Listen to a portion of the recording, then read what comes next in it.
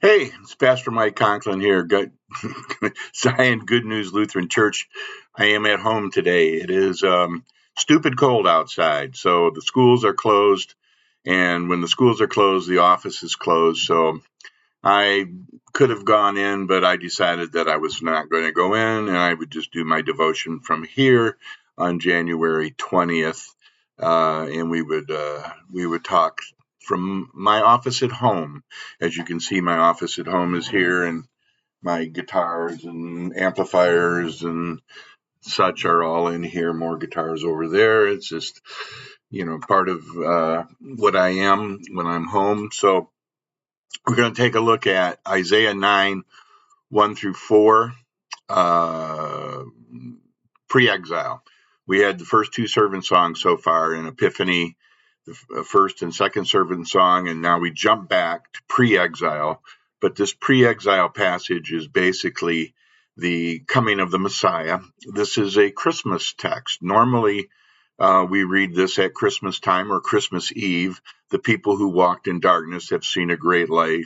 Those who lived in the land of deep darkness, on them light has shined. So, and it goes on, but we'll read it in a minute. But this is usually the Christmas Eve text because it is about the coming Messiah. Now, originally, this text was probably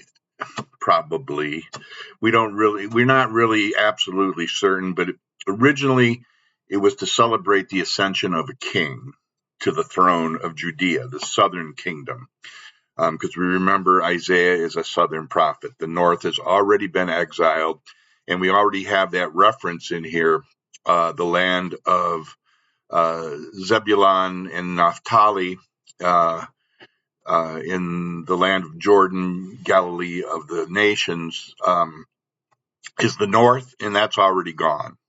So this is a text towards the king of Judea, and this text probably, we're not really sure. It could be Hezekiah. Hezekiah was one of the better kings and did some very good things prior to the exile. And I believe it's his sons that sort of fall flat after that. But Hezekiah does a nice job while he is king, and this could be a text of his ascension to the throne of Judea in the south. There's all kinds of cliche phrases. I don't know if cliche is the right thing. Um, you know, the people who walked in darkness have seen a great light. You have multiplied exaltation. You have increased joy. They rejoice before you as a joy at the harvest. The people exult like when dividing plunder. So all these very flowery sayings are accompanying this text. Again, it is a Christmas text, picking up at verse 2. Verse 1 also um, is included many times in the Christmas text. The way by the sea that's stated in verse 1. In the latter time, he will make glorious the way by the sea. The way by the sea refers to a city started by the Assyrians when they took over the north. And so when that city falls and becomes part of Israel again, which it never officially does, because remember, the north never officially is reestablished. It sort of just kind of meanders or wanders back into part of Israel, or as they would often say, Ephraim in the later part of this passage, which we don't get today. But the way by the sea, again, would be a city started by Assyria. Let's see, what else is in this? Galilee by the nations, so that really tells us it's the north. The bar across their shoulders, the rod of their oppressor you have broken as on the day of Midian. What does that mean? Well, Midia, or the Medians, the Midianites, are off the Gulf of Aqaba on the Red Sea. And that would seem to me be a reference to the Exodus, or that how the people escaped from Egypt. So it would seem to be a reference to the rod of their oppressor you have broken as on the day of Midian. So because when you get to the Midian, you're on the other side. So that would be a positive reference, I would say. What else is in this? It's a very familiar text, very powerful. Let's read it. There will be no gloom for those who were in anguish. So you have this whole idea of hope of the coming Messiah is coming. In the former time, the Lord brought into contempt the land of Zebulun and the land of Naphtali. So in other words, exile is a punishment that God inflicts upon his people, but it's a punishment and a learning experience for them, that they learn that the Lord is in charge, and that there are consequences when you do not follow the Lord who's in charge, which is a good reminder for us. There are consequences when we miss the mark. The word harmatia is sin in Greek, and it literally means to miss the mark. So when we miss the mark, which is the will of God, there are usually consequences. Sometimes not, but most of the time, yes.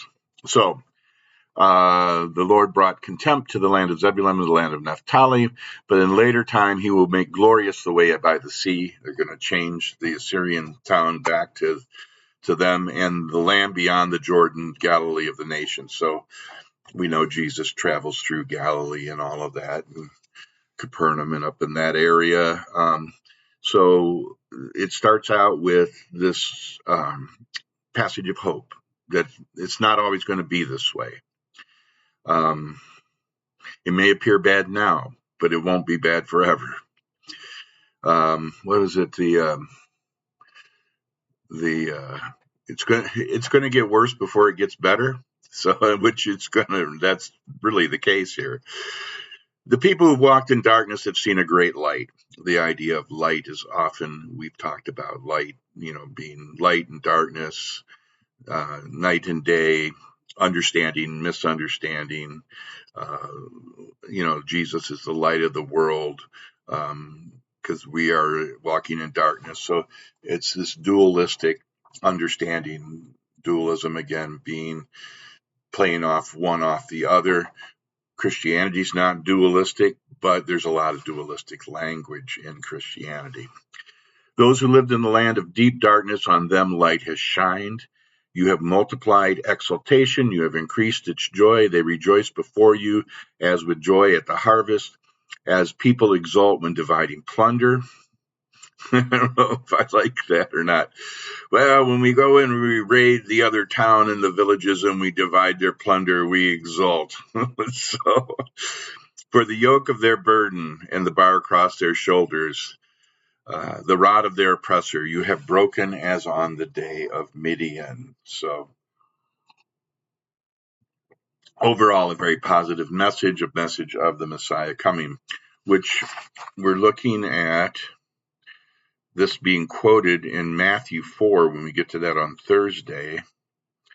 But it's the calling of Simon and Andrew, and we had John's calling of them last week, but this is Matthew's calling of them. So, and the direct connection to Jesus being the Messiah. So we'll look at that on Thursday and see how the Isaiah text fits in with the gospel text. Normally in our lectionary, the Old Testament lesson and the gospel are related to each other. They support each other. If we're lucky, sometimes the epistle lesson does, but the epistle lesson generally is known or is able to stand on its own. A lot of times the psalm also is included in the theme or the thought that is trying to be conveyed that day. But the second lesson, the epistle meaning letter, by Paul to the Corinthians. Now, remember, the Corinthian church is like Paul's baby. He is just, and he's kind of beside himself right now because of all the divisions. And we think that there probably were about 4 divisions. You had a group following Apollos, you had a group following Cephas, Peter, you had a group following Christ, and you had a group following Paul. And Paul is just beside himself that this was one of his favorite congregations, and they are divided amongst each other. He talks about Chloe's people. Chloe, obviously a household that he was very fond of, and either members of the household or slaves of the household have been in contact with Paul and telling him about what's going on in Corinth, and he's not happy about it. And he's probably heartbroken about it more than not happy about it. He is really trying to pull some leadership out of this whole mess. I don't know if you've ever been in a church where you have factions, where you have like a group of people who sort of follow this group, and another group follow this group, and another group follow this group, and then this group has a parking lot meeting, and this group has a meeting at the coffee shop, blah, blah, blah, blah, blah. It's not like it doesn't happen today. I mean, that there are divisions, and Paul is trying to say, is Christ divided? No. And, here's this, I don't know how to say this, the stupid quote of the day. Someone said to me, what does the Bible have to do with worship?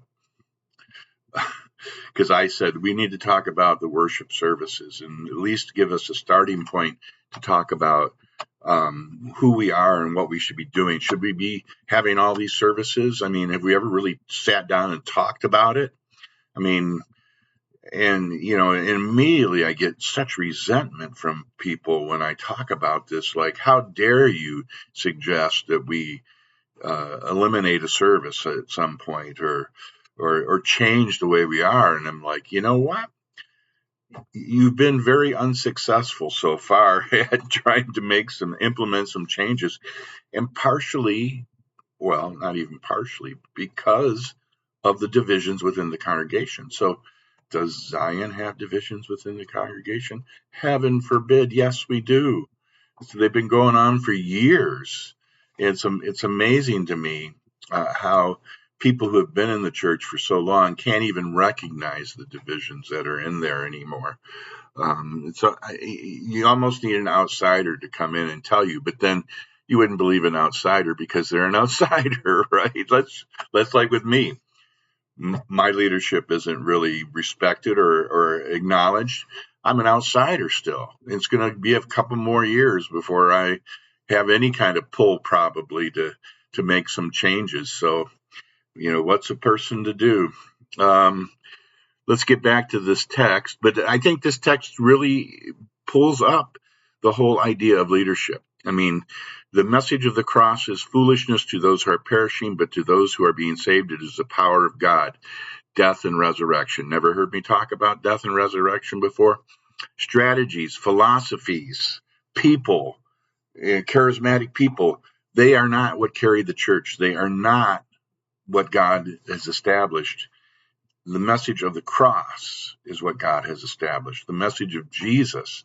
And we get so screwed up and think that if certain philosophies or strategies, I've had people tell me, well, we have to do the Apostles' Creed every Sunday and every service. And I'm like, why? It doesn't say we do in the hymnal. And it was not originally written for that purpose, but for some reason over the years, we've got stuck with it.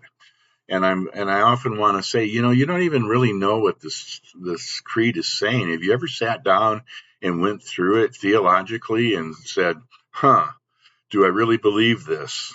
And everyone goes, of course I do. It's the creed. And I'm like, yeah, there's no substitute for, some gray matter being involved, Let's see here. What else do we have? Cephas, Peter, Apollos. Who's Apollos? Well, if you read Acts 18:24 through 28, he's referred to there. I get the feeling that Apollos was kind of a troublemaker. So, there were some good things about Apollos, but I get the feeling that he might have been stirring things up a bit. Of course, we never have anybody who stirs things up, right? Let's see, what else is in here?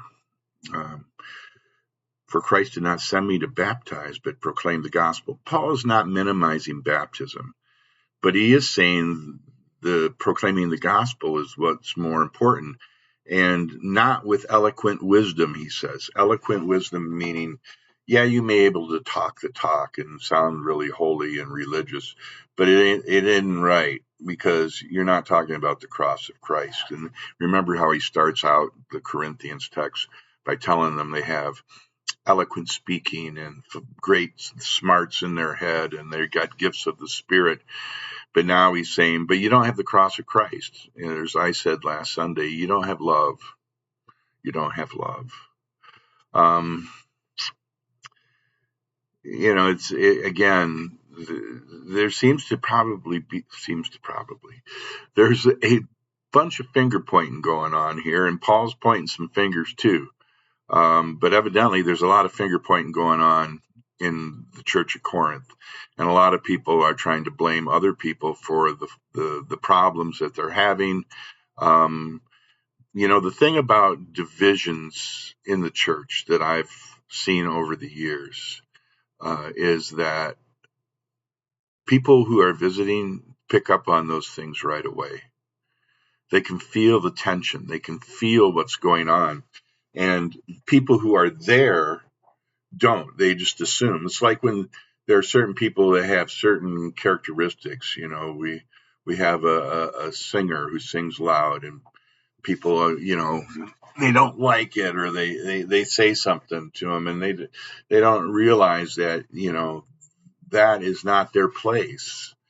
We're not trying to make a perfect place. As a matter of fact, worship to me is where everyone is in welcome, and we have all kinds of things going on, and kids and stuff happening.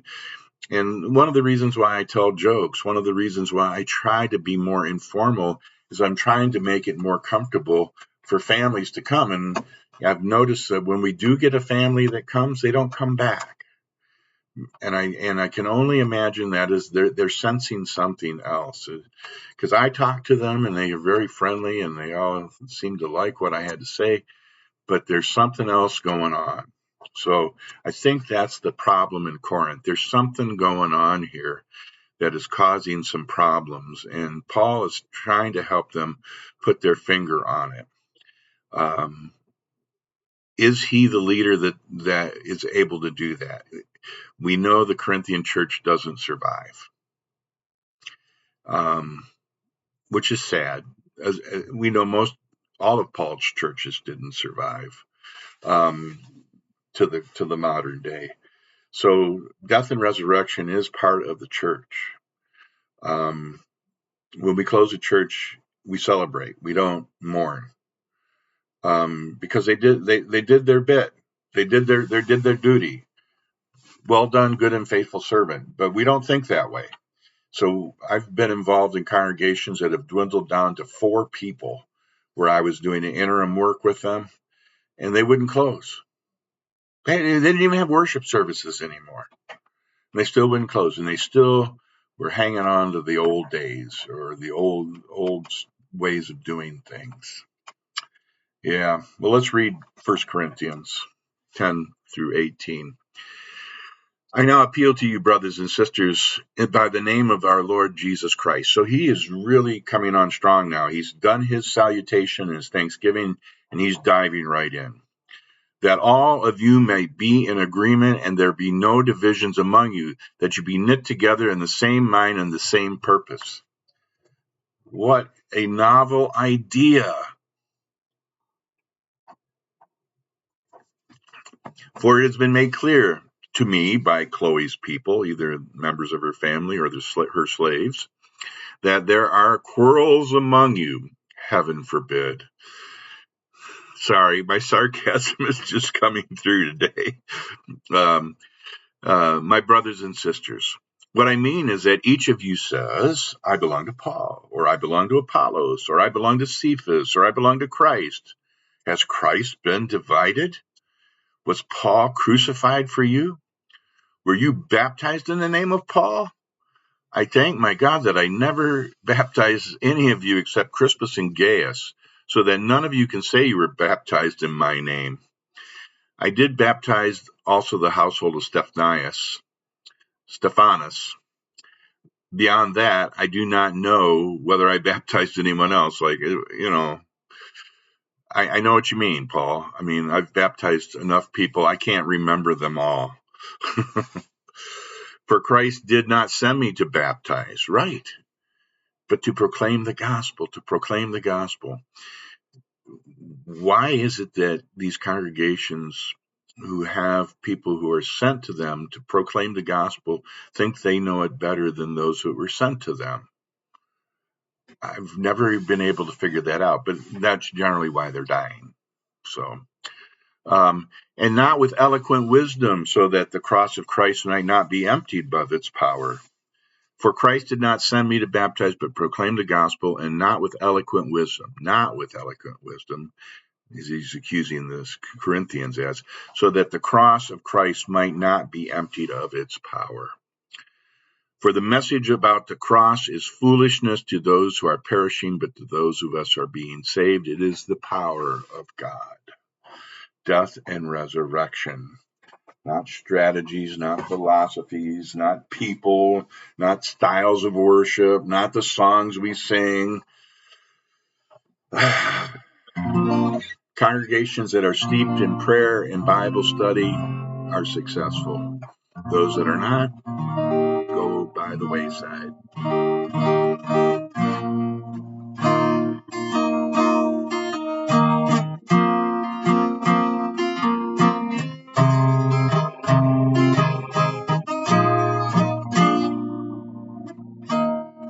When the music fades, all is stripped away, and I simply come,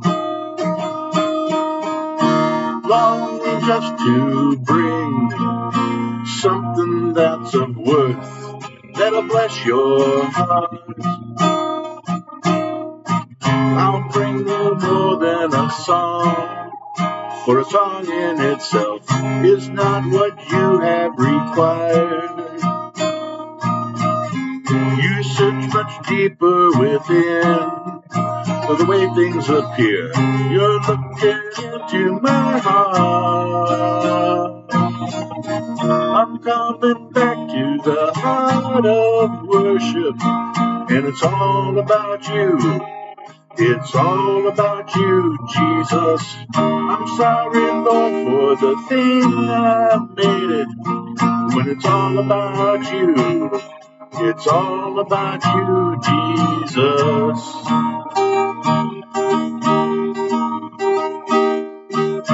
King of endless worth, no one could express how much you deserve.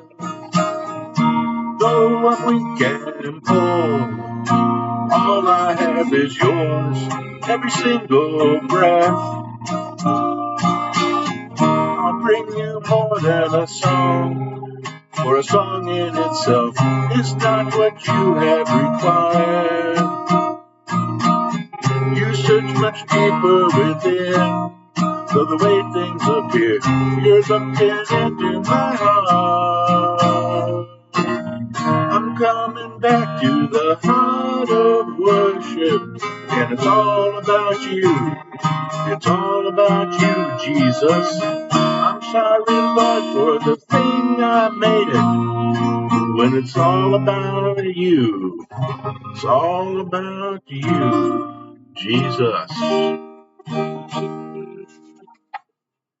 That's a great song. Matt Redman wrote it when the pastor of the church, the leader, told them they're not going to sing any songs for 3 months, because Matt Redman was a high-powered contemporary music guy, and the whole congregation was up in arms and yelling and screaming, but they did it. And 3 months later, they came back and they were understood what the pastor, the leader, was trying to tell them.